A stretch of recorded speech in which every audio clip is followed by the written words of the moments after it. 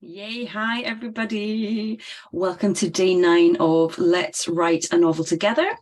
My name is Emma Desi and I am a thriller writer and a book coach, and I specialize in helping first-time authors write their first book. That's the people I help most because it's life-changing. It's absolutely life-changing. But if you are new to this series, I am working through Story Genius by Lisa Cron, particularly the first 2 sections of it. I think this is the best way of getting into a novel that I've come across so far. I love this process because it starts with the character and you get really into them. You really get to know them before you start writing. And what I love about this is even for doesn't matter whether you're a plotter or a pantser, this works for you because you're not delving into the plot. So for pantsers, you're not trying to plot out what's going to happen before it happens. You're just getting to know your character and understanding more about them before you delve into that story. And for planners as well, getting to know the character that you're writing about before you start spending lots of time planning out this novel will just put you in a better position to do so.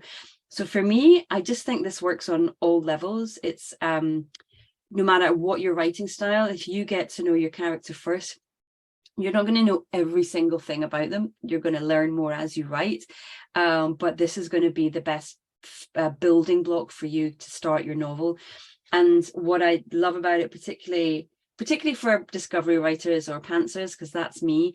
So I get to do this work before I start writing. So I know before I start writing whether my story idea is going to have legs. I don't need to write 20,000 words to figure that out. I can work it out from doing the exercises that Lisa Cron gives us. So I think this is marvelous. And again, that's the same for if you're a planner. You're going to work out, has the story got legs, before you start spending all that time planning it all out and giving it some real energy and headspace. So I love this. So we are now on day 9 and we're kind of in what I think is one of the most difficult sections. Day 8, we were looking at what is your character's misbelief.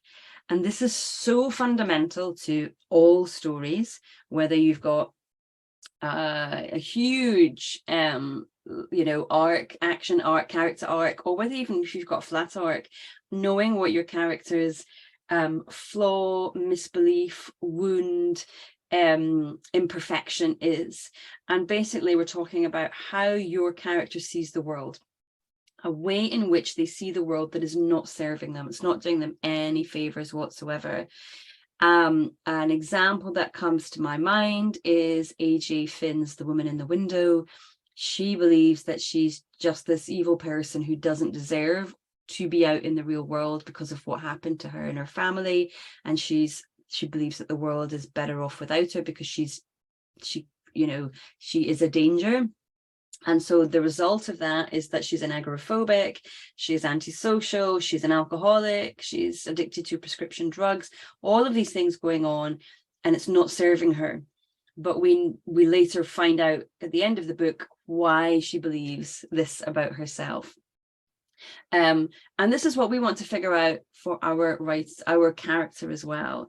So day 8 was just establishing what is that misbelief, and it's really hard. I find this hard anyway.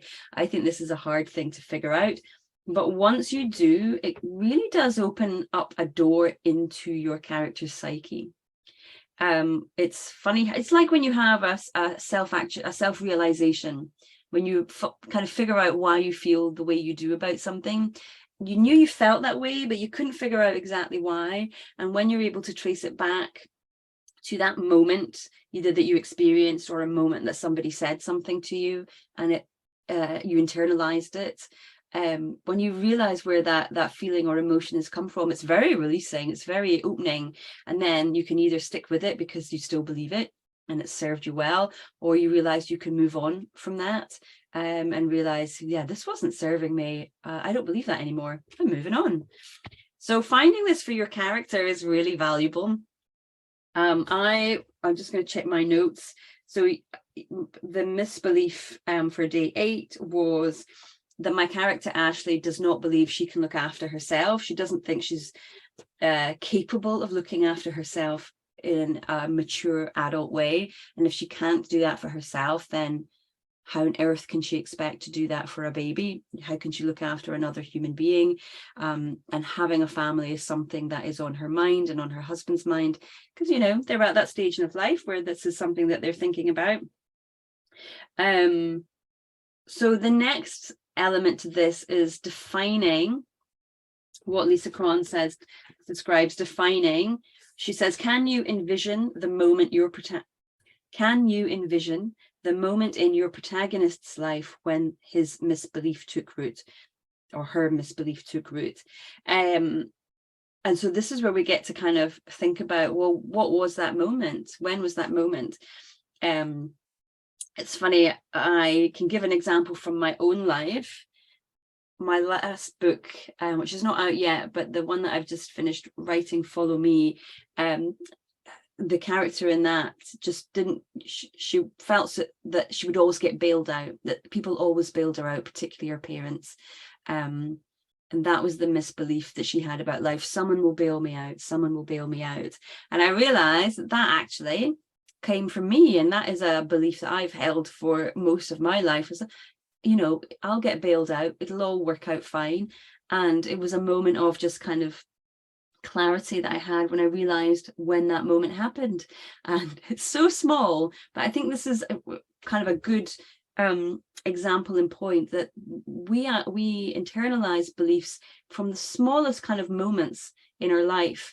So for me, that feeling that I'll always be bailed out was, I must have been 6 or 7, and we had a family day out, and we were in a park, and we were walking along a path, and to the left of the path was this steep grass incline, and I was feeling brave, and I was going to climb this steep grass incline, and all the adults there were going, it's too steep, you know, you'll never get back down.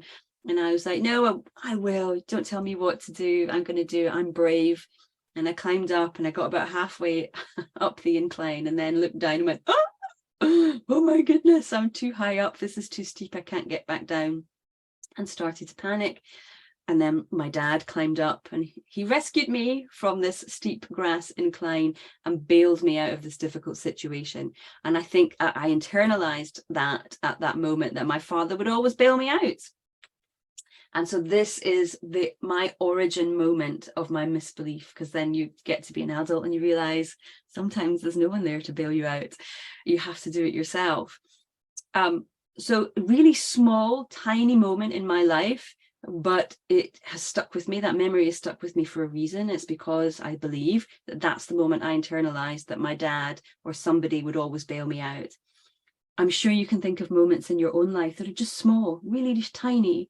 Maybe a teacher said something to you in passing one day, being flippant, just making a joke, not being serious about it at all. But you as the child, you took that very seriously and you internalized it, and it's become one of the ways in which you see yourself.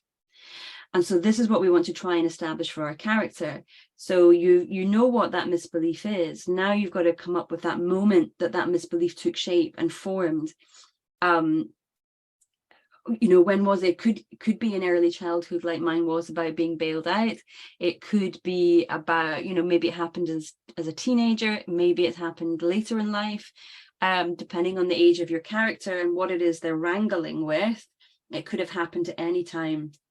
I write a lot about the domestic life. So, and motherhood has been a big part of my life. So it could be that something was said to your character when they were a young mum, you know, when they were in the early stages of motherhood and maybe not feeling confident about it. Or maybe your character has just entered the job market and is still feeling uncertain and unsure, or they've just entered university and college, and again, all those insecurities that come up and the new experiences that they're having. Has somebody said something, or have they experienced something that has formed this misbelief in their head, either about themselves or their view of the world? So see if you can pin that down. Define that moment for your character when that misbelief happened, and then tomorrow we're going to look in a little bit more detail about writing that scene.